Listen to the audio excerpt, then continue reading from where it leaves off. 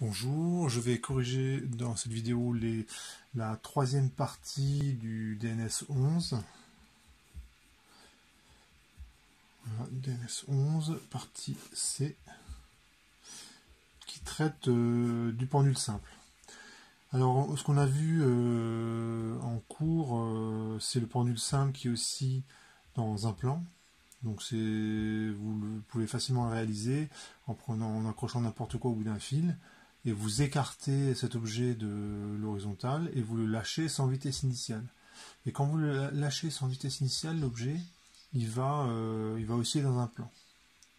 Donc ça, c'est le pendule simple, la version la plus simple, on va dire.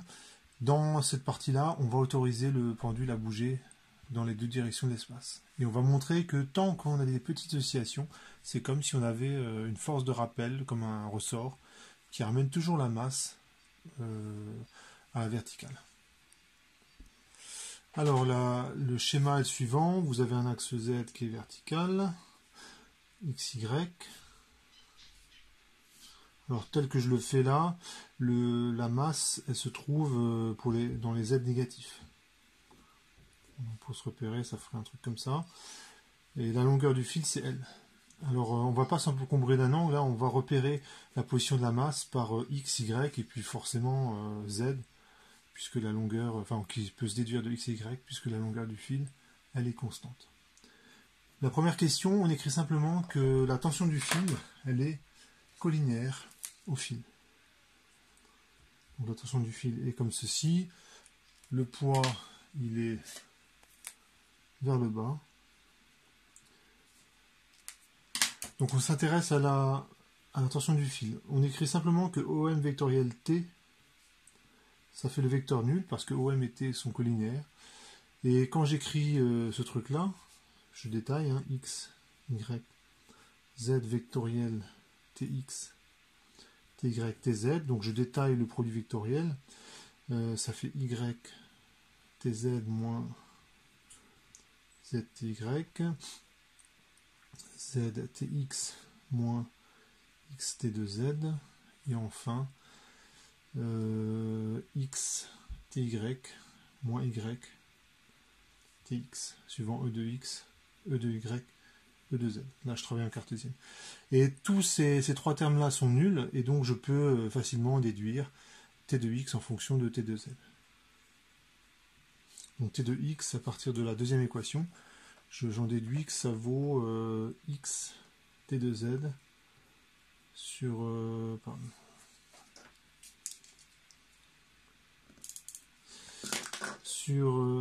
Z, sauf erreur, ouais c'est ça.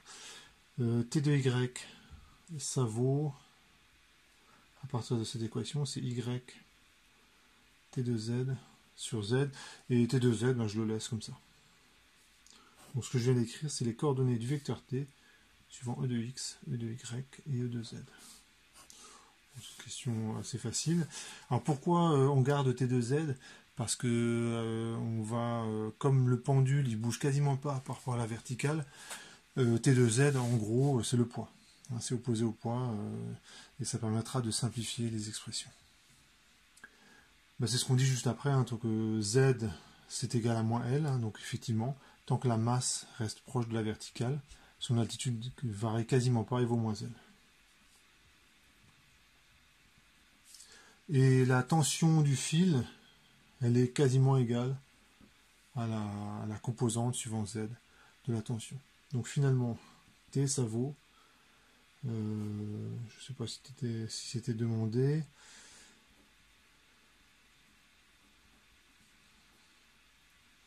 voilà, Y. Ensuite, faire le bilan des forces à l'extrémité du fil. Donc à la question 2, en fait la question 3, on vous demande simplement d'appliquer la méthode classique du principe fondamental de la dynamique. Donc je précise que le référentiel est terrestre supposé galiléen.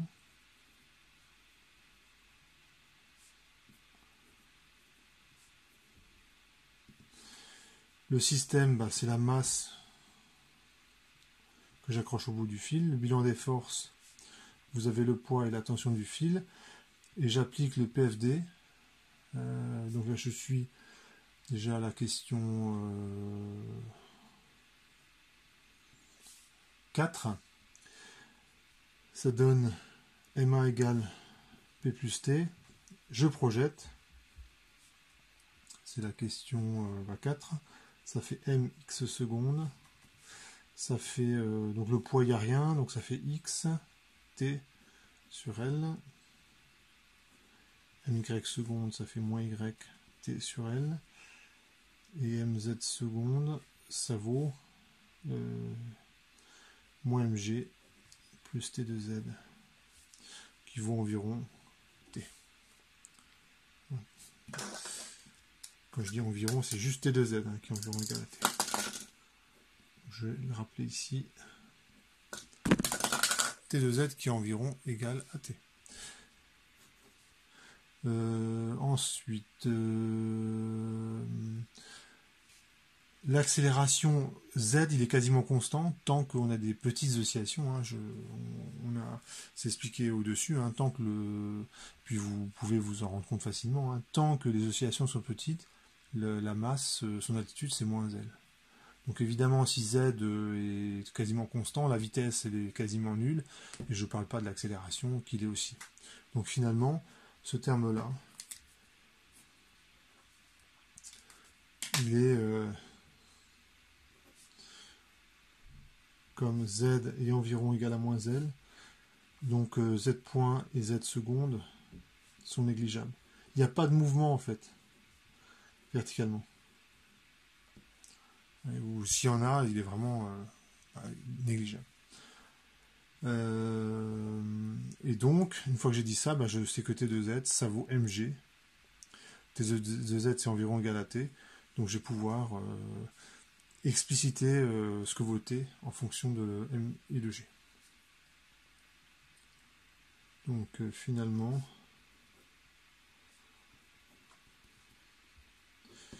on a ceci. Et donc, je réécris le PFD, donc ça fait moins x sur L fois mg, my seconde, c'est moins y sur L fois mg. J'écris pas l'équation suivant z, parce que z il est quasiment constant, il ne se passe rien suivant l'axe vertical.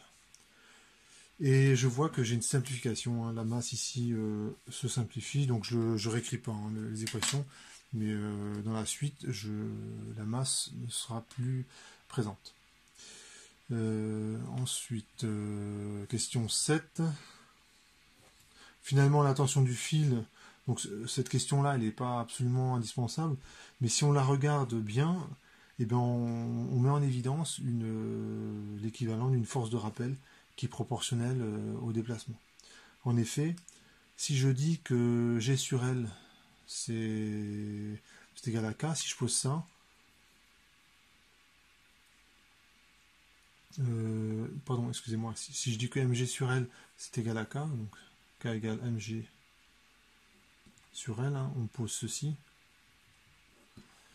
et bien ce terme-là, si je le remplace par K, ça donne ça. Bon, c'est pas très compliqué, hein.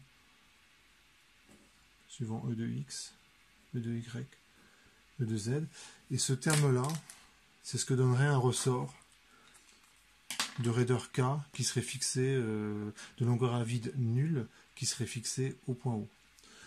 Donc si on peut faire un petit schéma, X, Y, le point M, il est ici, c'est comme si j'avais mis un ressort de raideur K et de longueur à vide nulle. Donc là, si vous écrivez, la force de rappel, elle s'écrit bien comme ça. Je vous rappelle, donc c'est moins K, L moins 0, U extérieur, donc c'est E de R. L0, ça vaut 0, donc ça fait moins K, L, E de R. Et L E de R, c'est le vecteur OM. Donc c'est moins K OM. Et quand je projette suivant X et Y, ça fait moins K X suivant e de x et moins ky suivant e de y, et suivant z, on s'en fiche. Voilà. Puisque les mouvements se font ici, enfin ce qui m'intéresse, c'est les mouvements dans le plan. Donc voilà pour la question 7. Question 8, on a en fait les équations, je les ai ça fait x seconde plus g sur l x égale à 0, y seconde plus g sur l y égale à 0. Donc voici mes équations que je déduis directement de ça. Hein. Je vais recopier ces équations et je vais les résoudre. Donc la solution, l'équation sans second membre. Alors pour x, c'est de la forme. En fait, c'est égal à la solution générale, puisqu'il n'y a pas de solution il n'y a pas de second membre. C'est de la forme a cosinus, racine de g sur l fois t, plus b sinus, racine de g sur l fois t. Et pour y, je peux faire la même chose pour y de t. Donc je prends deux autres constantes, cosinus avec un c devant et une autre constante d et le sinus. Voilà, donc ça vous êtes habitué. Hein. Donc voici les solutions sans second membre. Et les conditions initiales, c'est quoi? C'est x de 0, c'est petit a, x point 0, ça vaut 0. Y de 0, c'est 0, et y point de 0, donc là je recopie l'énoncé, hein. C'est V0. Et donc je vais simplement, occupons-nous de cette équation avec les conditions initiales pour x. Je les résous indépendamment. Hein. Je vois bien que ces deux équations elles sont indépendantes. Donc je vais les résoudre indépendamment. Donc là je continue en rouge. X de 0, ça vaut a fois 1 plus b fois 0 et ça vaut petit a. Donc j'en déduis que a ça vaut 0. Ensuite je calcule x point de t, ça vaut moins a sinus, racine de g sur l, sinus de racine de g sur l fois t, plus les racines de g sur l, cosinus racine de g sur l fois t, et x point en 0, donc ça vaut fois 0, plus b racine de g sur l fois 1, et ça vaut v0. Et j'en déduis b qui est égal v0 racine de l sur g. Je fais... Oh non, j'ai dit... Excusez-moi, j'ai fait une bêtise. C'est 0. Donc b ça vaut 0.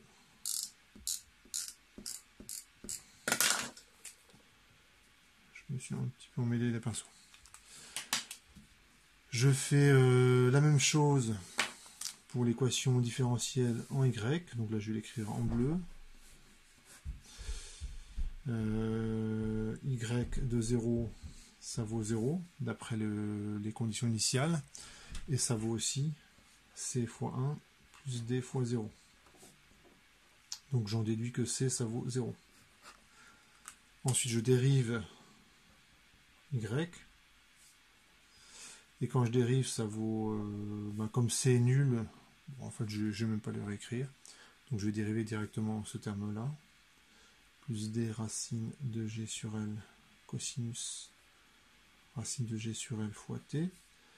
Et lorsque je l'écris en 0, ça fait d racine de g sur l fois 1. Et ça vaut v0.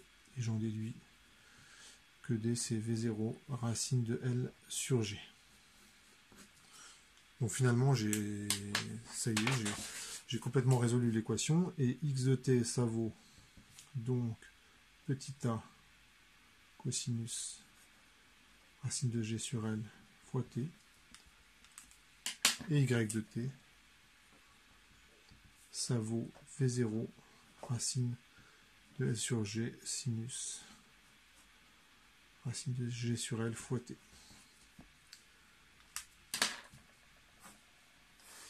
Et ce que je viens d'écrire là, comme ça vous le voyez bien, c'est l'équation d'une ellipse, hein, puisqu'il y a du cosinus et du sinus, et ces deux termes, bon, a priori, ils sont différents, et donc ce que je dois tracer, c'est une ellipse. Alors, pour le tracer,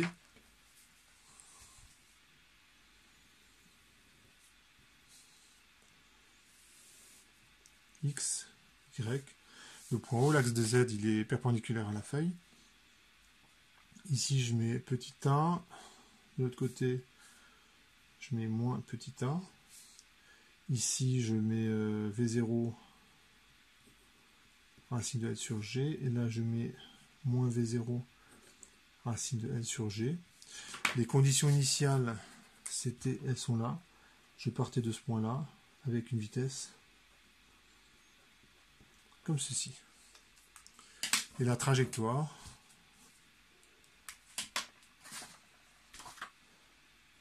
elle va ressembler à ça.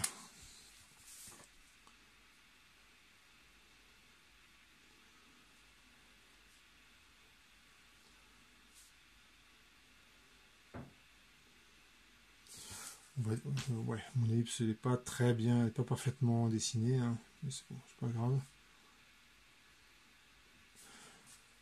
Donc c'est facile à mettre en œuvre, hein, vous pouvez le faire, c'est une manip qui est très facile à réaliser, hein, vous accrochez un fil au plafond par exemple, vous accrochez à l'autre extrémité une masse n'importe laquelle, la prenez pas trop légère pour que le fil soit quand même un petit peu tendu, et vous écartez pas trop la masse de la verticale, et quand vous lancez, ça fait ça. Si vous écartez davantage la masse de la verticale, ce que vous allez constater, hein, et c'est un phénomène qui est assez général, c'est que vous allez observer une précession de l'ellipse. C'est-à-dire que vous aurez toujours cette trajectoire elliptique, mais vous allez constater que le grand axe il tourne légèrement. Ça, c'est ce qu'on va observer si on écarte trop la masse de la verticale. Ça, ce n'est vrai que c'est pour des petites oscillations.